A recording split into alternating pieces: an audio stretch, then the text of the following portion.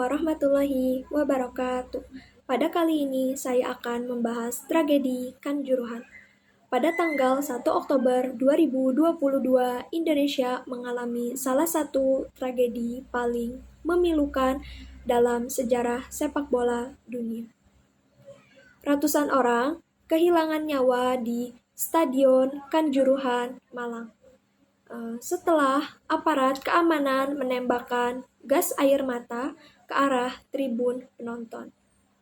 Kepanikan massal, desak-desakan, dan sesak nafas menewaskan 135 orang dan melukai ratusan lainnya. Kasus ini bukan sekedar kecelakaan. Ini adalah cerminan dari kegagalan struktural, ketidakadilan sistemik, dan lemahnya perlindungan terhadap hak asasi manusia. Dalam video ini, saya akan menganalisis dari 3 dimensi utama, yaitu filosofis, sosiologis, dan juga yuridis. Dari sudut pandang filsafat hukum dan moral, tragedi ini mengusik nilai-nilai paling mendasar: keadilan, martabat manusia, dan etika kekuasaan. Yang pertama, hak untuk hidup dan merasa aman adalah hak yang melekat dan tidak dapat dikurangi dalam keadaan apapun. Ketika aparat negara yang seharusnya menjadi pelindung justru menjadi penyebab utama kematian massal. Terjadi pelanggaran prinsip keadilan substantif. Tragedi ini tidak dapat dibenarkan secara moral, karena nyawa manusia tidak bisa diukur dengan alasan teknis atau protokoler. Yang kedua, dalam konteks tanggung jawab negara. Tragedi ini mencerminkan kegagalan etika kekuasaan. Negara memiliki kewajiban moral dan konstitusional untuk menghormati, melindungi, dan memenuhi hak asasi warganya.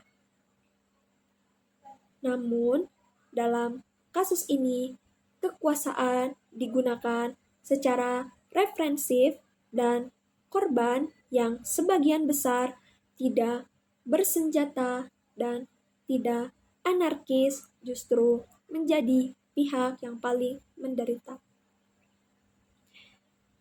Akhirnya, dari sudut pandang keadilan distributif, penderitaan yang ditanggung oleh masyarakat sipil tidak sebanding dengan sanksi yang diberikan kepada pelaku. Ini menunjukkan ketimpangan antara kekuasaan dan akuntabilitas.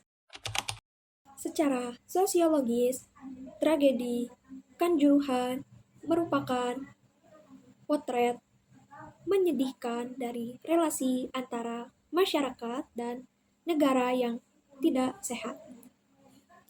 Ada beberapa aspek penting yang perlu disorot.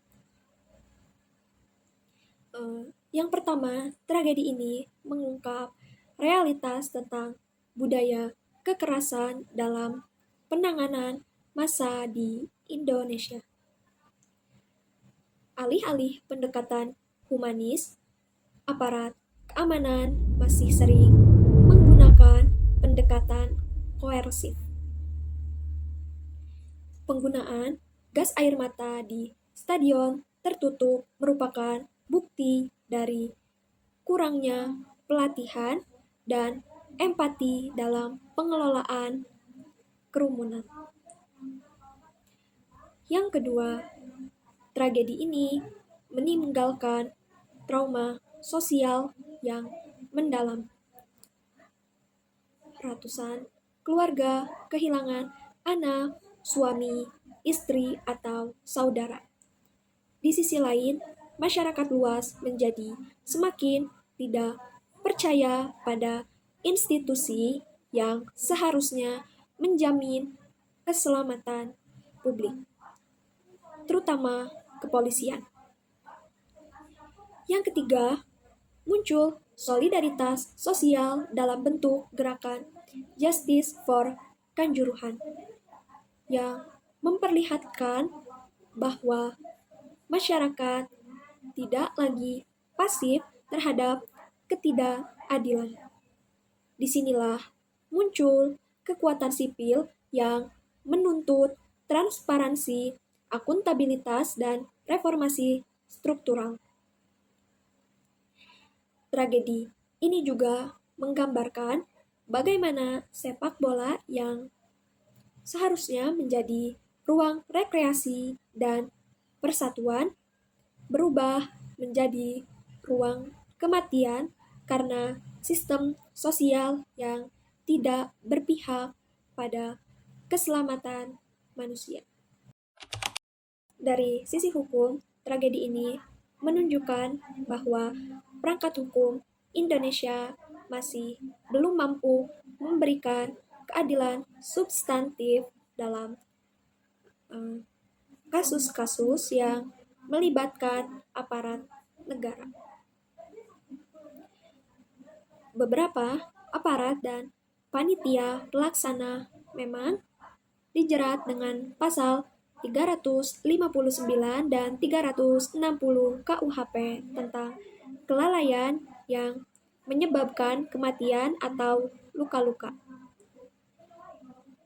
Namun, hukuman yang dijatuhkan sangat ringan, rata-rata hanya 1 hingga 1,5 tahun penjara. Hukuman ini menimbulkan pertanyaan besar. Apakah hukum hanya tegas terhadap warga sipil biasa, tapi lunak terhadap aparat? Lebih lanjut, penggunaan gas air mata di dalam stadion secara jelas bertentangan dengan regulasi FIFA. Artinya, telah terjadi pelanggaran terhadap norma internasional yang semestinya dihormati oleh aparat keamanan Indonesia. Namun, pelanggaran ini tidak dijadikan dasar pertanggungjawaban hukum yang lebih serius. Undang-Undang Nomor 11 Tahun 2022 tentang keolahragaan yang seharusnya melindungi keselamatan dalam penyelenggaraan pertandingan juga gagal diimplementasikan secara efektif.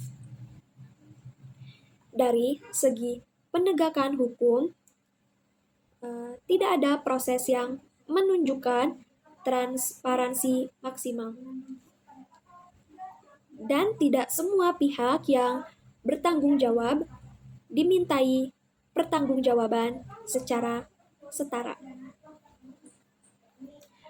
Tragedi ini adalah bukti bahwa pembaruan hukum, pidana, dan reformasi lembaga penegak hukum bukan lagi pilihan, melainkan keharusan. Tragedi Kanjuruhan bukanlah kecelakaan biasa. Ini adalah akumulasi dari kegagalan negara dalam menjamin keadilan, menjunjung hak asasi manusia, dan membangun sistem sosial yang berpihak pada keselamatan warga. Dari sudut filosofis, kita melihat bahwa keadilan tidak cukup hanya ditegakkan secara prosedural, tetapi juga harus berpihak pada korban. Dari sisi sosiologis, tragedi ini menjadi pemicu munculnya kesadaran kritis kolektif untuk menuntut perubahan. Dan secara yuridis, ini menunjukkan betapa lemahnya hukum dalam menghadirkan keadilan bagi mereka yang tidak berkuasa. Nah, kita tidak boleh melupakan tragedi ini, karena melupakan berarti membiarkan ketidakadilan berulang. Keadilan bukan hanya soal menghukum, tetapi soal mengakui penderitaan, memperbaiki sistem, dan menjamin bahwa tragedi serupa tidak akan pernah terjadi lagi. Sekian, wassalamualaikum warahmatullahi wabarakatuh.